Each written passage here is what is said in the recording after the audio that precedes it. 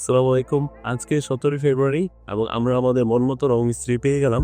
উনি আবু তাহের ভাই, উনি আমাদের অফিসের পুরা যে সিলিংটা আছে সিলিংটা ব্ল্যাক কালার করবে ইনশাআল্লাহ এবং আমাদেরকে বুঝিয়ে দিবে। উনি জোহরের আগেই কাজ মানে সকাল সকালে কাজ শুরু করছে আলহামদুলিল্লাহ, এবং ওনার কাজ জোহরের আগেই প্রায় অর্ধেক শেষ হয়ে গেছে। প্রথম প্রলেপ দেওয়া ওনার শেষ, এবং প্রথম প্রলেপ দেওয়ার পর আমরা দেখতেছি যে হালকা হোয়াইট কালার রয়ে গেছে ছাদের মধ্যে অথবা সিলিং এর মধ্যে বলতে পারেন।